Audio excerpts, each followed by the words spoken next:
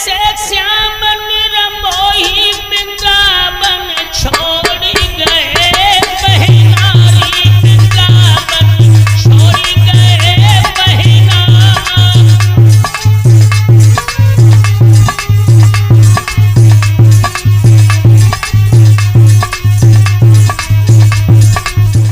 हमारे YouTube channel त्रिदेव संगीत studio को सब्सक्राइब करें, लाइक करें, कमेंट करें, शेयर करें। धन्यवाद दोस्तों।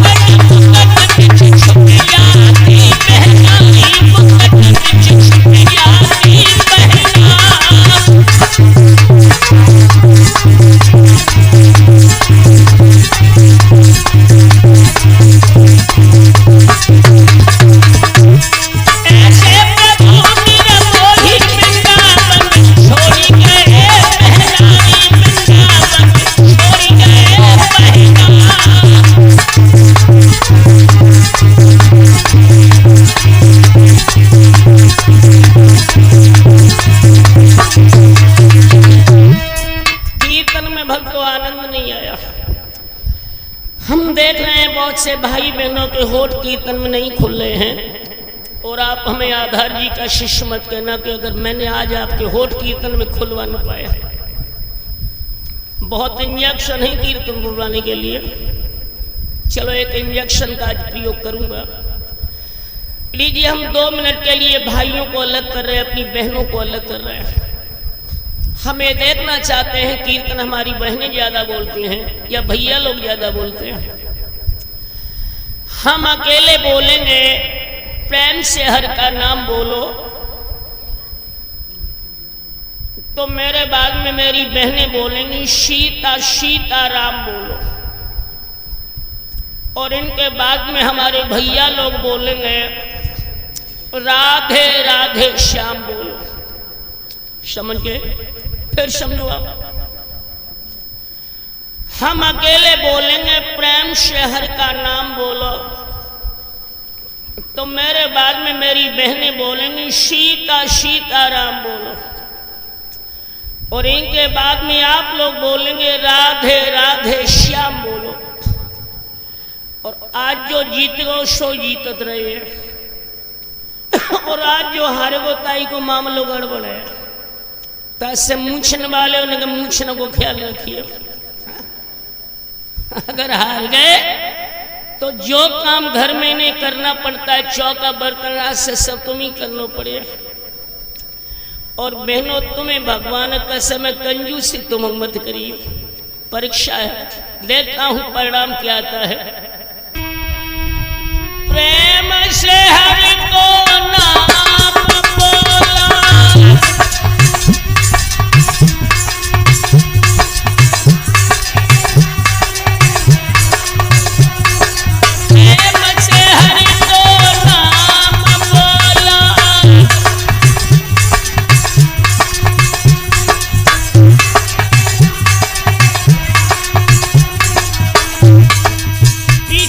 भाइयों के होठ नहीं खुले, गीत तो जावे लेकिन पीछे वाले भाइयों के होठ अभी तक खुले नहीं। आपको भगवान की कसम है कीर्तन में कंजूसी न करो।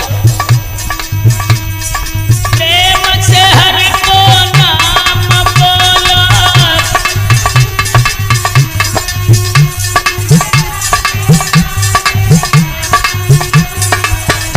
अब बहनों आपकी पार्टी पीछे नहीं लगी। बजाओगी, लेकिन कच कच बहने में शर्म के बारे ऐसी चुनरिया लगा रही, नौक कटी एक मन से बोलोगी। प्रेम से हरि को नाम बोलो,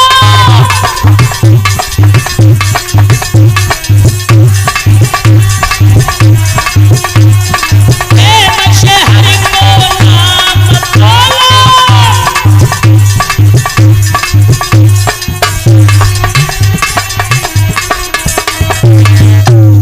समझ में ना आए को जीत रहो गुहार ले, हम दूसरा चांस आपको देंगे, बोलेंगे बोलेंगे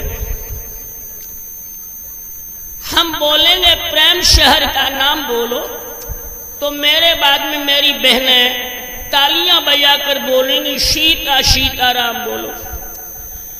इसके बाद में देवता तालियां बजाकर बोलेंगे राधे राधे श्याम बोलो, और जाकी तालियां ज्यादा बज गई सो जीत गए। चलो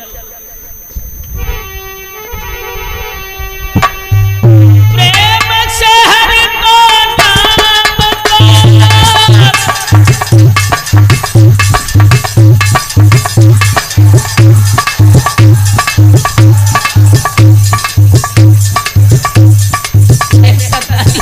जा रहे हैं ऊंची ताली बजाओ।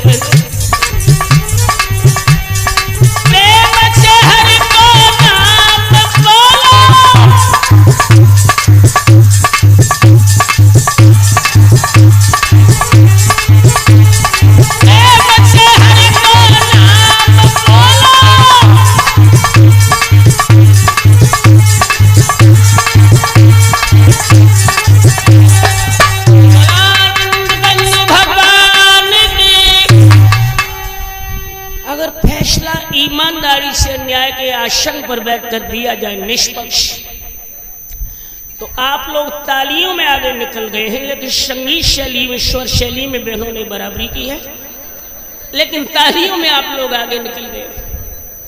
अब मन ताजगी में है, चलता हूं आपको लेकर मथुरा धाम की तरफ। श्री सुखदेव जी कहते हैं कि हे राजन परीक्षित, मथुरा पहुंचने से पहले ही एक बाग में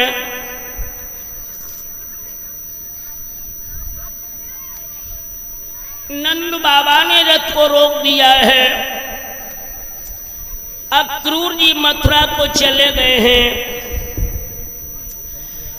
उषा काल में भक्तों ने यमुना में स्नान कर शरीर का शुद्धिकरण किया है। नंद बाबा से आज्ञा लेकर कन्हैया बलराम ग्वाल मंडल के साथ में अपनी जन्मभूमि मथुरा को देखने के लिए गए। आज भक्तों 11 साल 3 महीना 21 दिन के बाद में भगवान कृष्ण अपनी जन्मभूमि को देखने गए। निर्मल विस्तृत वहां पर राजमार्ग है, जिनके दोनों तरफ हरे भरे कदम के वृक्ष लहरा रहे हैं। ऊंची ऊंची सुंदर सुंदर भव्य अट्टालिकाएं हैं, जिन पर कोयल मोर पपीहा नाना प्रकार के पक्षी कलरव कर रहे हैं। तो ग्वाला का ऊंची ऊंची अट्टालिकाएं देखने लगे हैं, लेकिन कन्हैया टरिया ना देख रहे। कन्हैया सोच रहे हैं कोई गोपी घर से निकले ताकि हम मन की बात करें। तब तक भक्तों 2 गोपियां उसी गली में जल भरने के लिए अपने अपने घरों से निकली हैं। एक तो मथुरा नगर की कन्या है और दूसरी मथुरा नगर की बहू थी। तो बिटिया से तो भगवान कछु नाए बोले। जो देवी घूंघट मारे घड़ा बगल में दबाए पनघट की ओर आ रही थी। रास बिहारी भगवान कृष्ण ने आगे बढ़कर देवी के घूंघट को पकड़ दिया। और बड़े ही रसिक शब्दों में कन्हैया बोले हैं।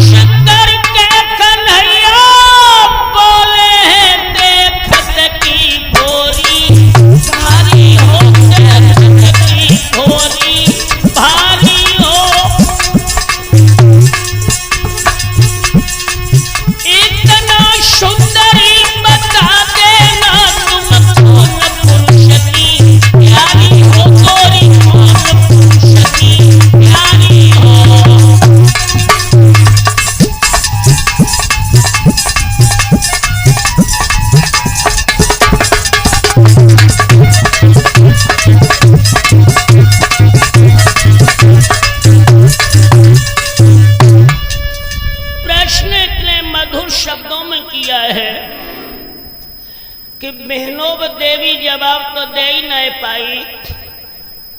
आप लक नेत्रों से कन्हैया का चंद्रमा जैसा चेहरा देखने लगे। न तो कन्हैया पलक मारे न वह देवी पलक मारे। हमारे दिमाग से तो दोनों को चित्त सो फटिया। बड़ी देर गली में बीत गई। जब सुंदरी को ध्यान आया कि घर वाले सब प्यासे बैठे होंगे और हम गली में खड़ी खड़ी संभाषण सुन रही हैं, सो ये एकदम झुंझला करके बोली, कन्हैया भगवान के दोनों हाथ उसके घूंघट से हट गए हैं।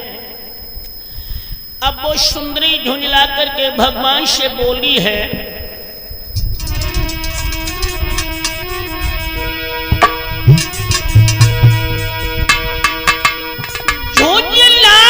सुंदरी बोली है, पर प्रेम हृदय में बाढ़े हैं।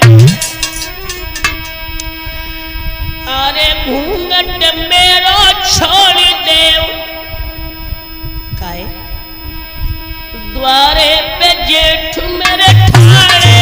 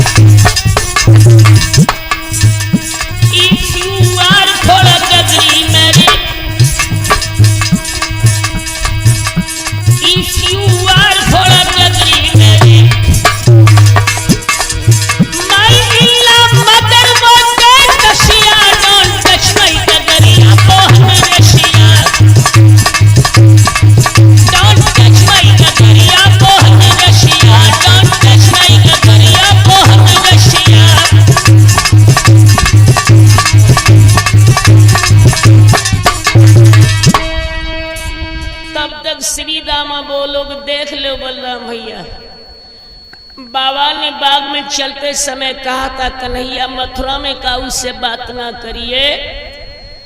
और देख ले वो बिना मूछ नमान में खड़ो खड़ो वकालत कर रहा। बलराम बोले, कन्हैया इधर आओ, ये गोकुल वृंदावन नहीं है कृष्ण, ये मथुरा है। अगर मामा कंस को पता मिल गया तुम किसी की बहन बेटी से बात करते हो तो निश्चित है कि राजा कंस हम सबको जेल में डलवा सकता है। क्या बात कर रहे थे मां? कन्हैया बोले कि हमारे भूषण के मारे प्राण काय को निकाले रहे। अरे जय पूछे रहे तुम कहाँ से आए, कहाँ जा रहे, सो खड़े होकर बताने लगे। हाय उतनी बात बना लिया। बलराम बोले कन्हैया बातें करना तो मैया के पेट से ही सीख के आए हो, अब तुम चलो आगे और हम चलेंगे पीछे। अब कन्हैया आगे हो गए, बलराम पीछे चलने लगे हैं। तब तक वह बहू की नंद घर में से निकल के आई, कान लगी कि हाँ आज जान पाई, पानी भरवे ना आती, बातें करवे आती, चलो घर है। सब्जी में इतनी मिर्च झोंके आई सो भैया के सब गाल सुलगी है, और तुम गली में खड़ी खड़ी बातें कर रही, चलो घर है। भैया से कह सब तो गल छड़बे के धरी कुआते कहने लगी कि नादान, तुम्हारे पेट में पाप की बात कैसे आ गई सखी? जिन्हें देखने के लिए बड़े बड़े ऋषि वर्षों तक एकांत में यज्ञ हवन करते हैं, वेद मंत्रों से जिसका नित्य ध्यान करते हैं, लेकिन वो ऋषिगण भी इनका दर्शन नहीं कर पाते हैं सखी।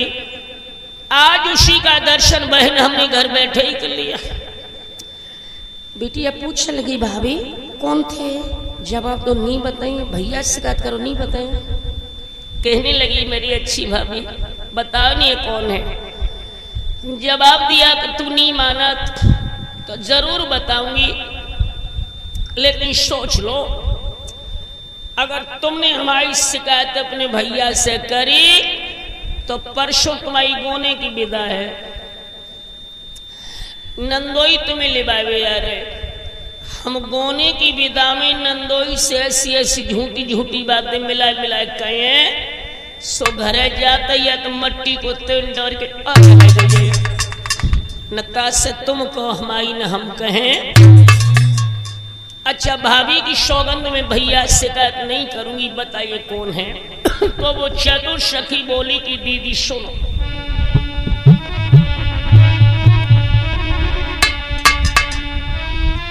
चतुर सखी कहने लगी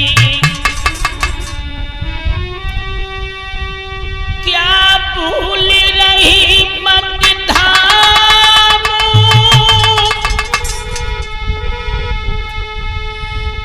वृंदावन के यही कृष्ण और बलराम। ये वही वृंदावन वाला कन्हैया है जिनकी वीरता की मधुर कथाएं बहन हम तुम बैठ के मथुरा धाम में सुना करती थी। बेटी पूछने लगी कि भाभी ये दोनों एक जैसे हैं, कौन से कृष्ण हैं कौन से बलराम हैं? तो वो सखी संकेत करके बताती है कि दीदी सुनो,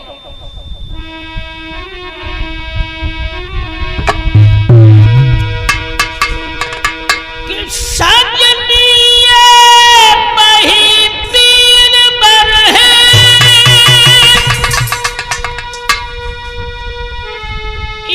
यशोदानंद के दुलारे हैं,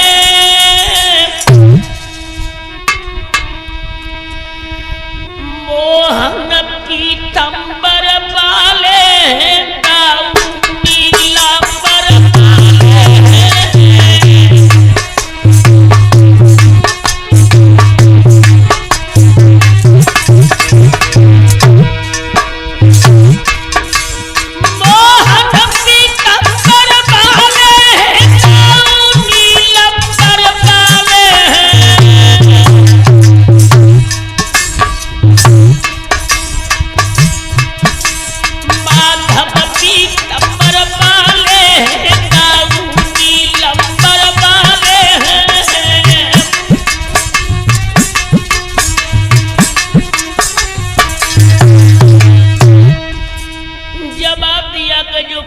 वस्त्र पहने हैं वो भगवान श्री कृष्ण हैं, और नीले परिधान पहने उनके जो पीछे चल रहे हैं उनके बड़े भाई बलराम हैं। इतनी बातें हुई तब तक कन्हैया बलराम आगे निकल रहे हैं। श्री सुखदेव जी कहते हैं कि हे राजन परीक्षित, सामने से महाराज कंस का एक धोबी यमुना से वस्त्र धो करके ला रहा था और ये धोबी शराब के नशे में धुत। क्यों? वैसी प्रजा बन जाती है जैसा राजा आचारी है, वो स्त्री है क्या पतिव्रता जिसका पति खुद विचारी है। राजा कंस राक्षसी प्रवृत्ति का है, वही असर उसके कर्मचारियों पर पड़ गया। नशे में डूबा हुआ धोबी कहने लगा जंगली हीरो, क्या तुम लोगों ने नहीं देखा कि हम सहसा कंसराज के धोबी हैं? इस रास्ते को छोड़ के हटो, हम कपड़े धो के ला रहे हैं। भगवान कन्हैया बोले, धोबी भैया आप उल्टी सीधी बात क्यों कर रहे हैं? आप ये तो जानते हैं कि हम राजा कंस के मेहमान हैं। धोबी बोला, कंस का मेहमान है तो हम क्या फांसी दे लें? भगवान बोले कि नहीं, हमने ये नहीं कहा कि तुम फांसी दे लो, हम लोग कपड़ों से बड़े परेशान हैं। आप 2 दिन के लिए वस्त्र किराए पर हमें दे दीजिए, मामा का धनुष यज्ञ देकर हम तुम्हारे वस्त्र तुम्हें दे देंगे। जब भगवान श्री कृष्ण ने वस्त्र धोबी से मांगे हैं तो धोबी कन्हैया से बोला है,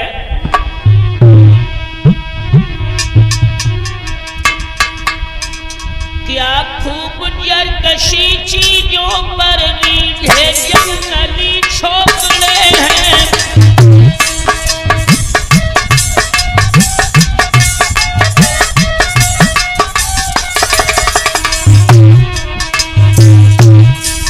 क्या खूब जरकशी चीजों पर रीझे जंगली छोकरे हैं। नादानो तुमको पता नहीं ये कंसराज के कपड़े हैं।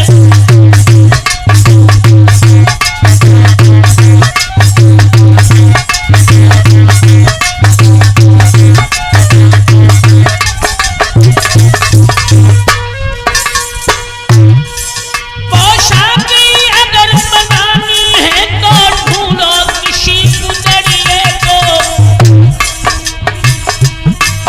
कमली की अगर जरूरत है तो ढूंढो किसी गड़रिए को।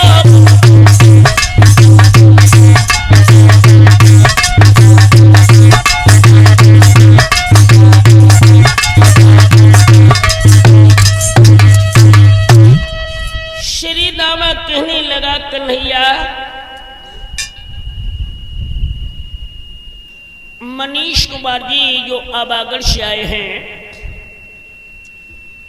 जो यादव स्टूडियो के प्रोपराइटर हैं, ये बेटा हमें भगवान कृष्ण की कथा में माल्या अर्पण के द्वारा सम्मानित कर रहे हैं।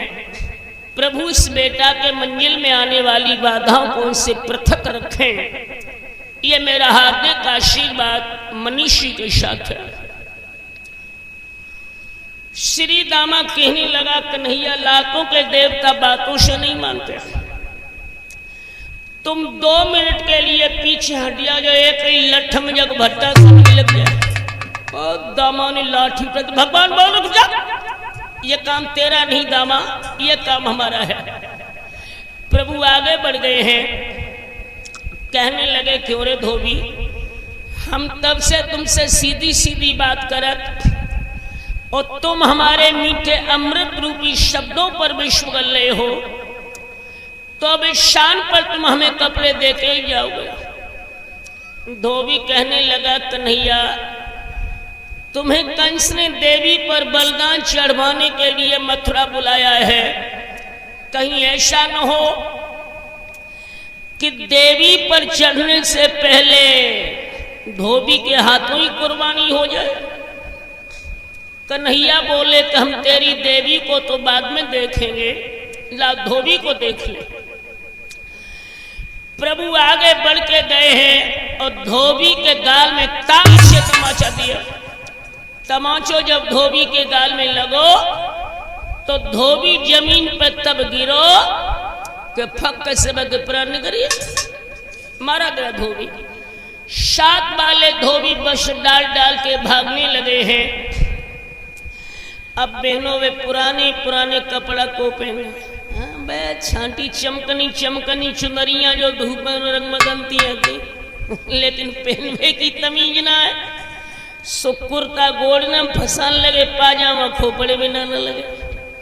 कन्हैया के मित्र भी बड़े विलक्षण थे द्वापुर वाले। जब मित्रों ने वस्त्र पहने हैं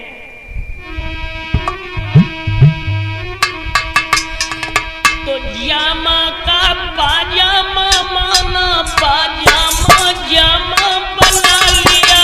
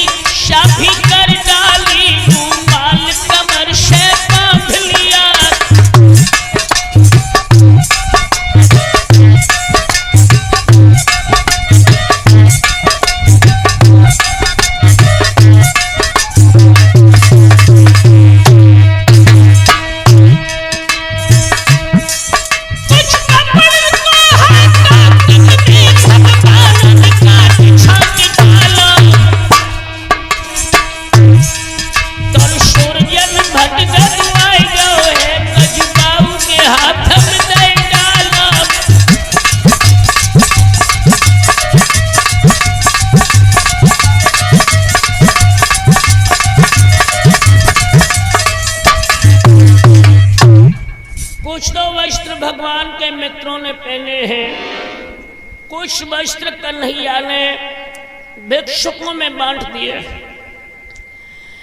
लेकिन ग्वालों ने जब वस्त्र पहने तो बहनों में नापई के कपड़ा ना है, कब को कुर्ता ऊंचो है, कब को पाजामा नीचो है।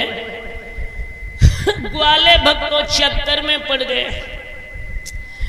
और ग्वालाई चक्कर में ना आए, भगवान की तो माया के चक्कर में भक्तों सारा विश्व ही बंधा पड़ा है। बिना सदगुरु की कृपा के जीव कभी माया के चक्कर से बहनों निकल ही नहीं पाता। उसी गली में भगवान का भक्त वैष्णव दर्जी रहता है। उसने सभी वस्त्र मित्रों को संभाल के पहनाए हैं।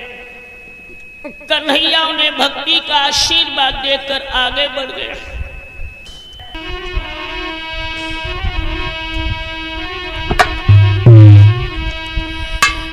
अरे मती करो राधिका प्यार, कन्हैया दीवानो बन जाएगा।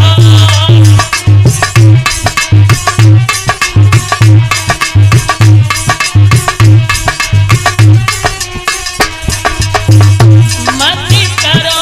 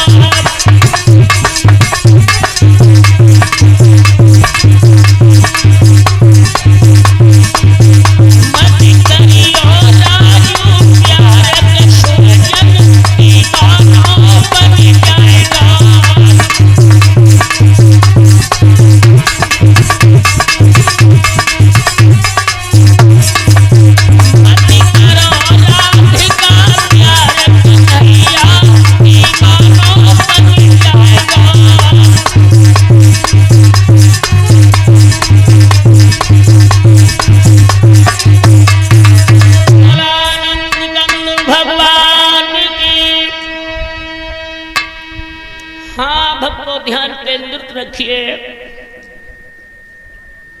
धोबी को पछाड़ के भगवान कृष्ण मथुरा निहारते हुए आगे बढ़ रहे हैं। सामने से राजा कंस की एक दासी आ रही थी। चंदन का पात्र उसके हाथ में है। ये कंस के माथे पर तिलक लगाने राज्यसभा में जा रही थी। और बहनों ये कैसी रहे, अब हम तुम्हें कहा बताएं।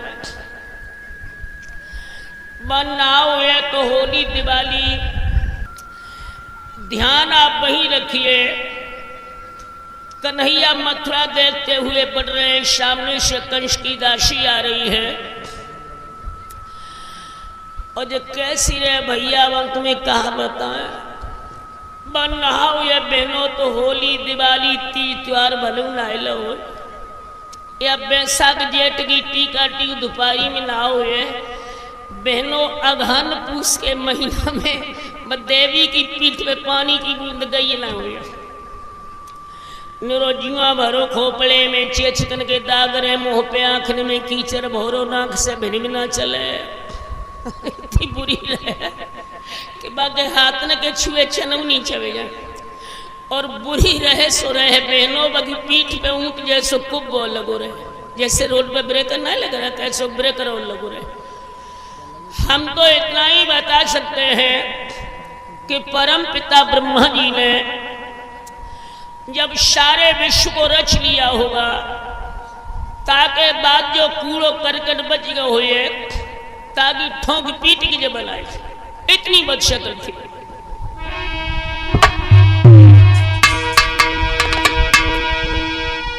सारे कुरूप को जोड़ जाड़ ब्रह्मा ने उसको सृजा था।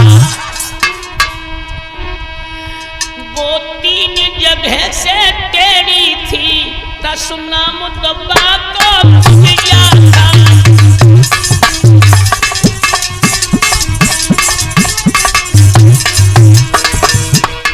3 जगह से टेढ़ी, पीठ पे ऊंट जैसो कुप लगो रे को नाम रे कुबिया। अब कन्हैया बोले, देख के कहीं मन मोहन प्रगनैनी कहाँ जा रही हो।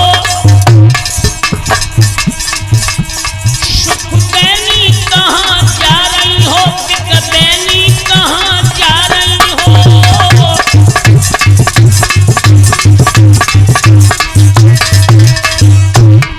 श्री दामा कान लगो कि सुन ले बलराम भैया, जगह हाथन के छुए चना न चवे जाए ता सुख देनी मृग नैनी पिगबैनी।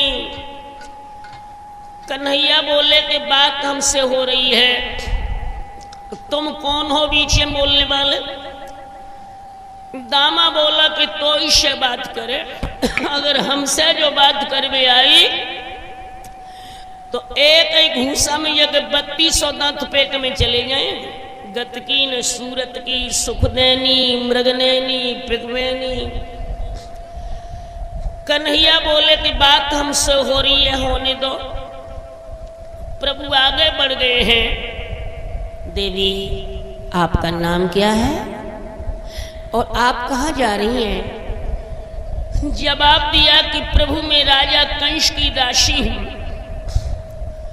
श्री दामा बोलो कंस की दासी है और हमारे खून की जिज्ञासी है। भगवान बोले बड़ा बेशरम है, बात नहीं करने दे रहा। नाम क्या है तेरा। कुबिया। अच्छा कुबिया तुम कहाँ जा रही हो। कहने लगी कि प्रभु मैं कंस के माथे पर तिलक लगाने जा रही हूं। कन्हैया बोले तो कुबिया तू मेरे माथे पर चंदन लगा सकती है। कहने लगी कि प्रभु जीवन धन्य हो जाए, अगर हमारी जैसी अधम दासी आपके माथे पर चंदन लगाए। कन्हैया ने अपने दोनों हाथ कमर पर रखे, ऐसे खड़े होकर लगाओ तिलक। अब कुबिया 3 जगह से टेढ़ी, पीठ पे ऊंट जैसो कुप लगो रहे, माने थाली में से चंदन लो, खूब उछकी, तब कुबिया कन्हैया की छाती लो पहुंच पाई। भगवान बोले कि देवी तिलक लगा। बलराम भैया आगे निकल गए, दाऊ नाराज हो जाएंगे। कहने लगी कन्हैया तिलक तो लगा दूं, लेकिन वो भगवान समझ गए कि जब माथे न पहुंच रही है, कहा कि देवी आगे बढ़ो। कुब्जी आगे बढ़ी, भगवान ने उनका पैर अपने पैर से दबा दिया। सीधो हाथ की थोड़ी से लगाओ, चट चट चट 3 चट आगे भये और कुब्जा तक सीधी हो गई। जब भगवान का हाथ उसके बदन से लगा तो ये कितनी सुंदर बनी है। असल है गोला गोला मुंह, चौड़ो माथो, आंखें इतनी रसीली बन गई हैं जिन्हें देख के बन की हिरणियां शर्मा जाए। नाक इतनी सुंदर जब देख के सुआ शर्म के मारे उड़ जाए। दांत इतने चमकीले जिन्हें देख के आकाश की बिजली शर्मा जाए। और ओठ असल है संतरा जैसी खापे, और उन होठों पर एक श्याम बिंदु रखा है, मानो नजर बचाने के लिए किसी ने काला टीका लगाया हो। कैसी थी सुंदरता भगदोष दासी की उस समय।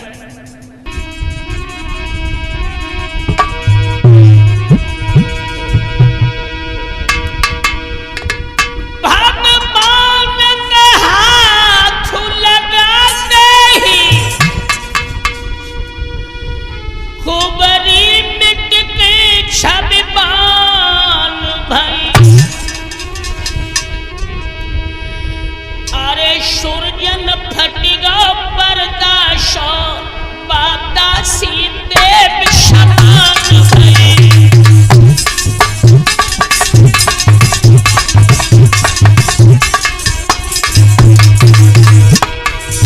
क्या थी सुंदरता भक्तों उस समय उसकी।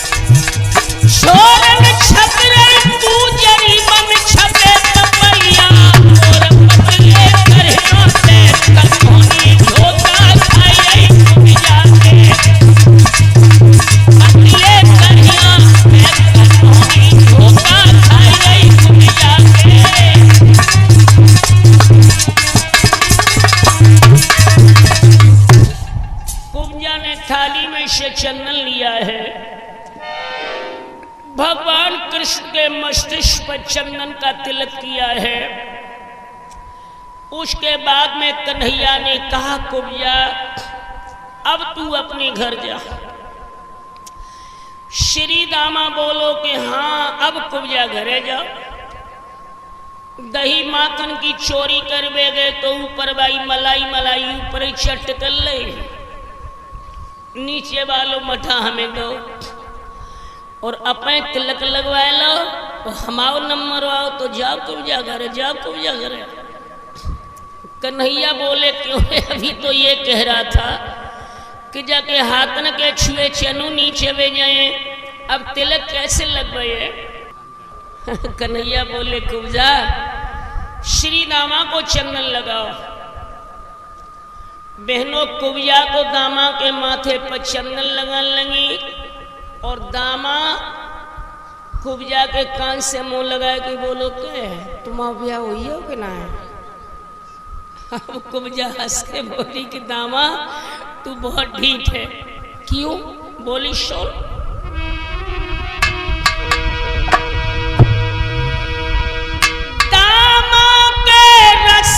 बचन सुन के बग प्रेम हृदय में बाढ़े हैं। तेरी आंखें दामा पर गई हैं, कहे कि मेरे दूल्हा सन्मुख ठाणे। भगवान की ओर इशारा किया है।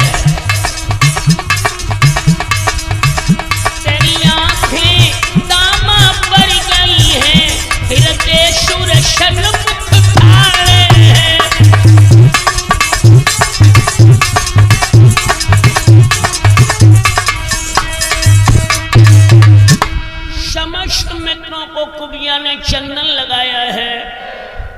उसके बाद प्रभु ने कुब्जा वापिस लौटाई है। अब कन्हैया ने मित्रों को सावधान किया है कि मथुरा को हम पूरी तरह देख चुके हैं, अब हमें कंस की रंगभूमि की ओर बढ़ना होगा, जहां कंस का 18 तार लंबा धनुष रखा हुआ है। देवताओं ने कंस को वचन दिया है कि जो धनुष का खंडन करेगा वो ही कंस को मारेगा। ग्वालों ने हाथों में लाठियां ले लेकर कहा कन्हैया चिंता न करो, इसी दिन के लिए हमने गोकुल वृंदावन में शुद्ध दूध और घी पिया है। हाँ भक्तों ग्वाले कम नहीं थे, देखने में छोटे थे, लेकिन गोकुल वृंदावन में शुद्ध दूध और घी पी करके शरीर उन्होंने मजबूत बनाए थे। लेकिन आज वो ताकत इन भारत के बच्चों में कहां से आए?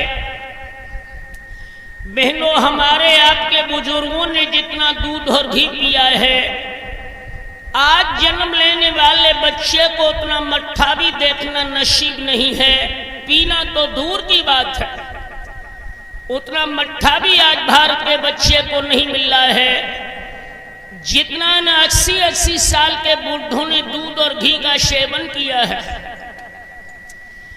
80 साल के बुढ़े के चेहरे पर नजर डालो, अरे भैया सूरज की तरह दमक रहा है, और 20 साल के पट्ठा को देखो तो गाल सूखी भय छुआरा झंडा ऊंचा रहे हमारा।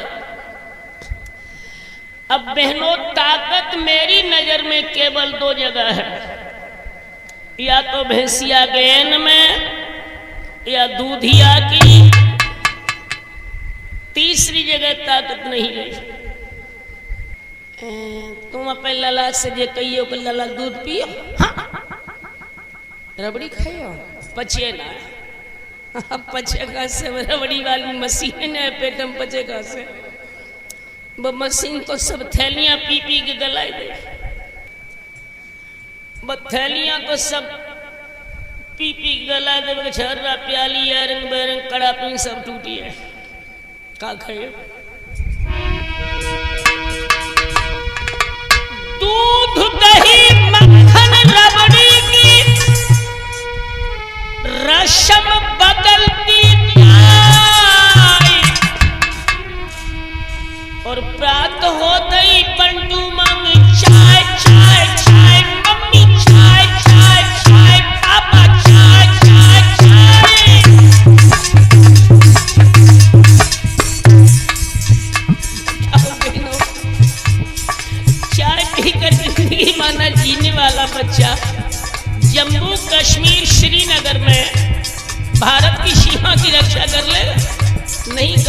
भक्त नहीं कहलाएगा।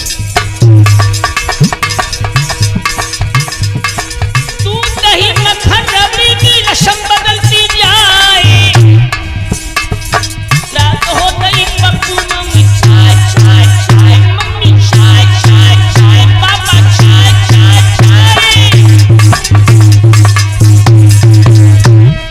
देखते ही देखते जमाना बदल गया। आओ हम सब करें मशवरा आपस में सब घर घर के, असली थे वो नकली हो गए नकल पराई कर करके। बुजुर्गों केवल 25 वर्ष पीछे के समय पर आप नजरें डाल के देख लो। 25 साल पहले गांव में बड़ा आदमी वो कहा जाता था जिसके दरवाजे पर थाली में और वेला में भर करके शुद्ध दूध मिलता था। लोग उसे बड़ा आदमी कहते थे। लेकिन बहनों आज बड़ा आदमी वो बन गया जिसके दरवाजे पर कप में चाय मिलती है और मोमिया की थैलियां खुली तो अरे भैया खाना नगलाम बातो बराबर कोई जमींदार रहो ही ना। और अंग्रेजी शराब की बोतल चल गई तो पूरे अबागल क्षेत्र में उसके बराबर कोई रईस नहीं रहा। और जब मुर्गा की टांग और खवाई गई तो पूरे एटा जिला में उसके बराबर कोई रईस नहीं। और जो भैंसा की टांग और खवाई गई तो पूरे आगरा मंडल में उसके बराबर कोई जमींदार नहीं रहा। समझो बहन बेटियों खान पान कितनी जल्दी बिगड़ गया। पहले धनवान व्यक्ति वो माने जाते थे जिनके घर में बाहर के 4 आदमी आकर नौकरी करते थे। लोग उसे धनवान पुरुष मानते थे। पर आज धनवान पुरुष वो बन गया जिसके 4 बच्चे घर से बाहर नौकरी कर रहे हैं। केवल 25 वर्ष का ये अनुभव मैं आपको बता रहा हूं। पहले अपने गांव में समझदार व्यक्ति वो माना जाता था जो सुबह शाम अपने गांव से 1 मील दूर दिशा मैदान के लिए जाता था। लोग उसे संभ्रांत नागरिक की नजरों से देखा करते थे। पर आज समझदार नागरिक गांव में वो माना जाता है जाके घर में रसोई में रोटी बन रही और भाई के ऊपर बैठो घर ही में लेटने करना। बताओ वक्त तो जमाना कितनी जल्दी बदल गया। धर्म की सीट बहनों अपनी भारत से गायब हो गई। एक ऊंट वालो रहे ऊंट वालो, ये ऊंट वाला बाजार को जा रहा था। हालांकि आपकी तरफ तो आपने ऊंट बहुत कम देखे हैं। हमारे सुपावा से दक्षिण में बटेश्वर करखे में गांव 50-50 7-7 ऊंट आपको मिल जाएंगे। वहाँ के भैया लोग ऊंट पर बाजार के लिए क्रय विक्रय का काम किया करते हैं। और कोई भैया बाजार से पहले लौट के गांव पहुंच जात तो वहाँ की माताएं भाई जनाए पूछी तुमने माओ पिया देखो बाजार में। जनाए पूछती शर्म के मारे जब पूछे तुमने माओ ऊंट देखो बाजार में, ऊंट पिया ऊंट बताते। ये ऊंट वाला बाजार को जा रहा था। बहन ऊंट पर लदे थे बोरा। एक बुढ़िया रास्ते में मिली, बोली कि लला मैं बहुत थक गई हूँ, ऊंट को बैठाए ले हम बाजार तक ले वहां चलो। ऊंट वाला बोला तेरा दिमाग खराब है? ऊंट पर बोरा ले बैठा लेगी। बोली कि लला तू ऊंट को बिठा, मैं जगह ढूंढ लूंगी। गुस्सा के मारे ऊंट वाले ने ऊंट बिठाओ। ऊंट जब बैठत है तो बगे दोनों पीछे वाले घुटना पीछे को निकल जाए। बुढ़िया सोच चलेगी जय फर्स्ट क्लास की सीट है। सो बुढ़िया ऊंट के घुटने पे पूंछ पकड़ के बैठ गई और बोली कि लला हम जगह ढूंढ ली, अब तुम ऊंट को उठा। ऊंट जंप लेके उठो सो बुढ़िया लहड़ी जैसे पानी 10 कदम गिरी। ऊंट वालों बोलो कि अम्मा बैठियों के गिर पड़ी। कहने लगी कि लला हमारी तो हड्डी को सुरमा बनी हो। ऊंट वाला बोला कहाँ बैठी जो गिर पड़ी? अब बुढ़िया ऊंट के चारों ओर ही देखने लगी, कछू ना दी को तो बोली कि लला अब तो सीट ही ना रही, बस सीट ही ना बैठे। सो धर्म की सीट भक्तों अपने भारत से गायब हो गई है। ग्वालों ने हाथों में लाठियां ले लेकर कहा, कन्हैया चिंता मत कर,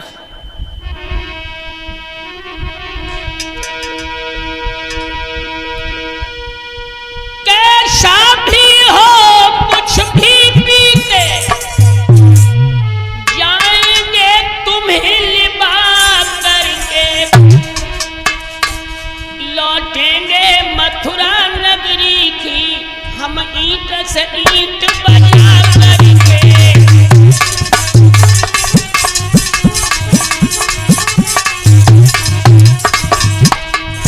लौटेंगे मथुरा नगरी की हम ईंट से ईंट बजा करके।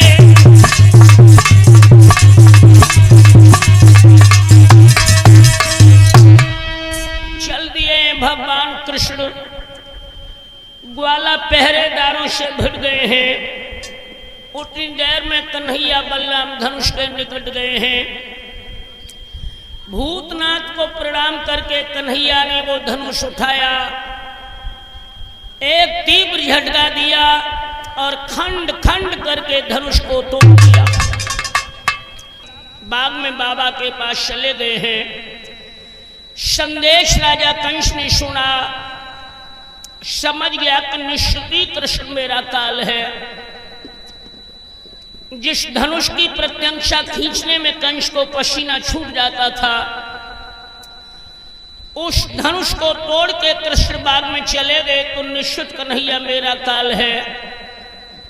तुरंत ही अंग रक्षकों से घिर करके कंस राजसभा में आया है। कुबलिया पीड़ हाथी के फीलवान को बुलवा कर कहा कि जिस हाथी में 10,000 हाथी के समान बल है, उसे मदमस्त करके रंगभूमि के प्रथम दरवाजे पर खड़ा करो। जब कन्हैया यज्ञ देखने आते हैं, हाथी से कुचलवा कर मरवा देना। जिंदा बचता है तो मुष्टिक, चारूर इत्यादि पहलवानों को मल्ल युद्ध के लिए प्रेरित कर अखाड़े में तैनात किया गया है। सारा प्रबंध रात ही रात में हुआ। सूर्य की प्रथम किरण ब्रजमंडल में जब पड़ी है, कंस ने बुलावा नंद बाबा के लिए भेज दिया। बाबा नंद ने यादवों को एकत्रित किया है बाग में।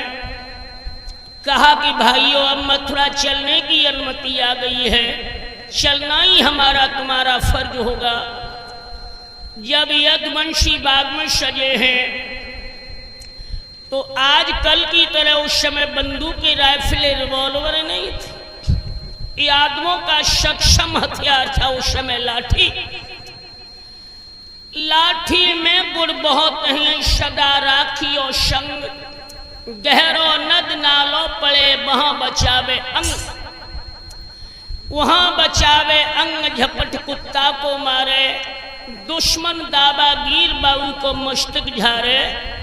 कहें गिरधर कबीराय सुनो हो दूर के वाठी, और सब हथियारन छोड़ हाथ में लीजो।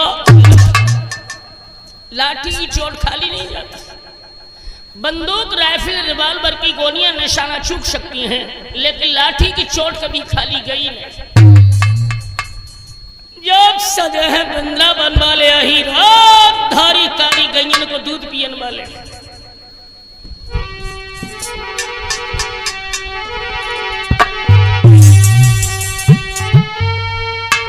सजे शूर सामंत बड़े बलवंत इरादे मन में,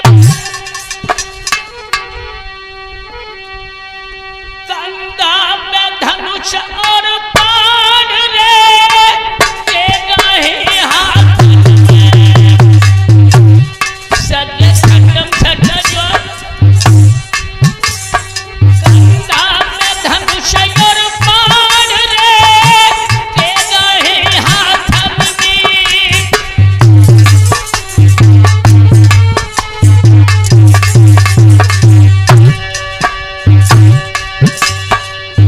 रेखा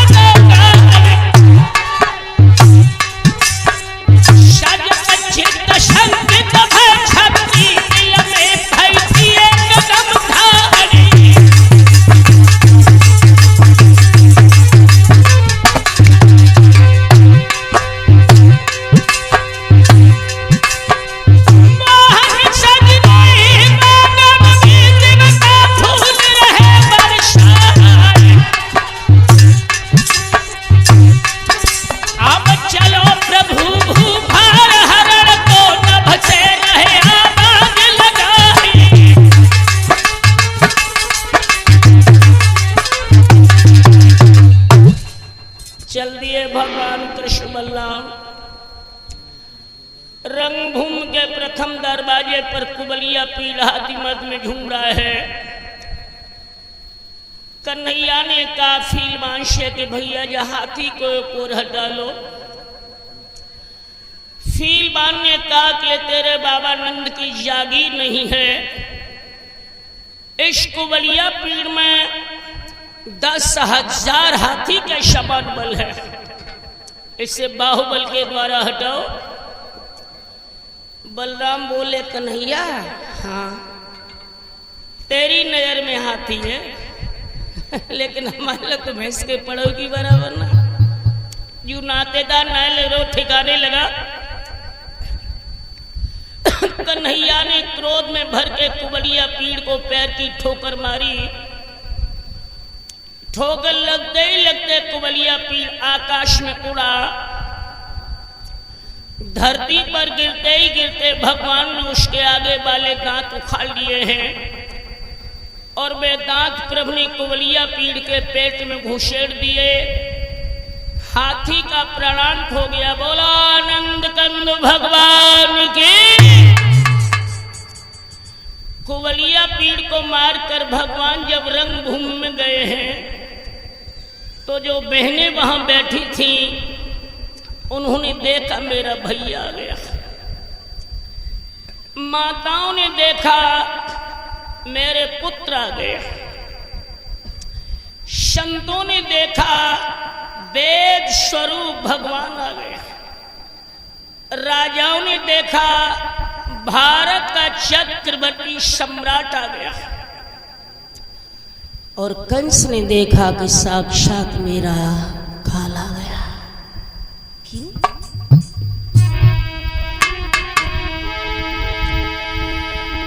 जाती रही भावना जैसी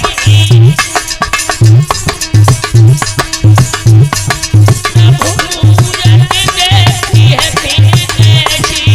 प्रभु मूरत देखी है दिन जैसी।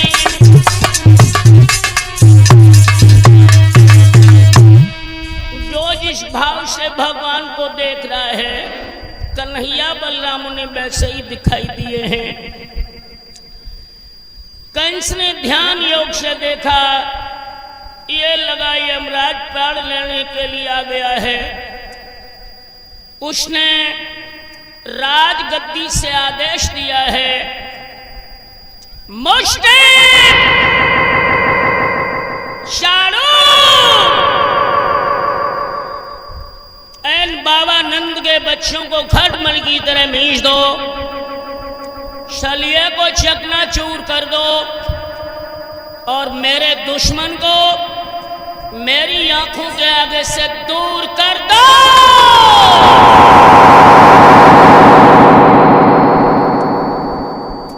मुष्टिक चाणूर दो पहलवान कृष्ण बलराम के आगे आ गए हैं।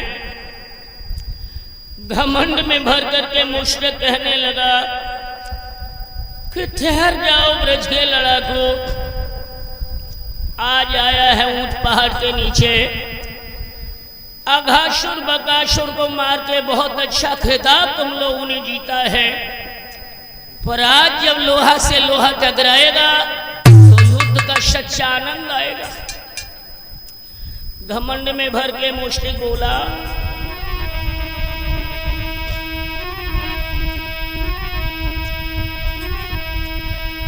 कृष्ण और बलराम कुमार दो वसुदेव के प्यारे।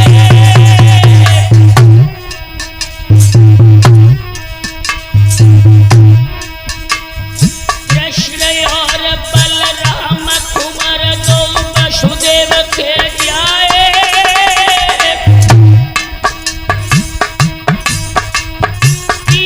नंद घर तू धमल दो बन गए मतवाले।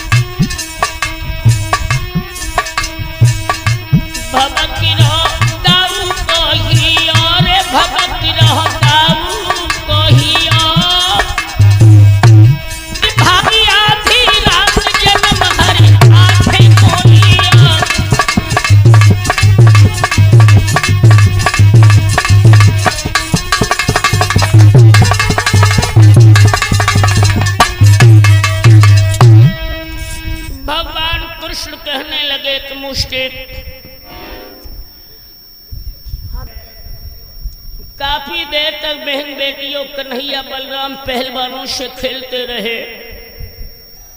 कन्हैया बोले कि मामा घबराओ मत, अभी आप लोग हलचल न करें, कंस प्रतिमा के खंडन का वक्त आएगा, मैं बता दूंगा, अभी ध्यान कथा में ही केंद्रित आप रखें। श्री कृष्ण भगवान कहते हैं कि मामा जी, मारने से पहले हम एक एक दिन गिन गिन के आपको बताएंगे कंस कि तुमने मेरा परिवार में ध्वंस करने में कमी नहीं रखे। याद कर मामा, तेरी गलतियों की शुरुआत कहां से हुई थी?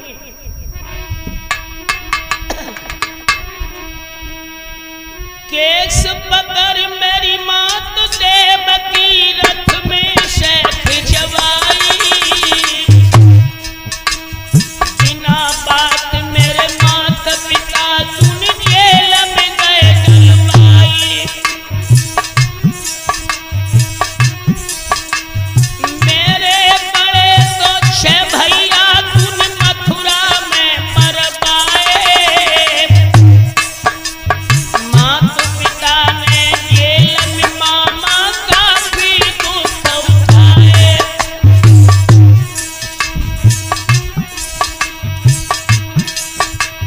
भादों की आधी रात जन्म में जब मथुरा में लियो,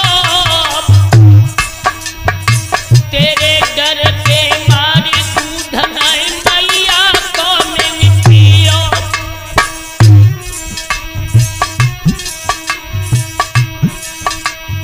होली गई शगुनो आई, फिर दिवाली आई है, जागो शक्कर बंधन होकर कोई मुंह दिखाई है, जागो शक्कर बंधन हो आज कोई मुंह दिखाई है।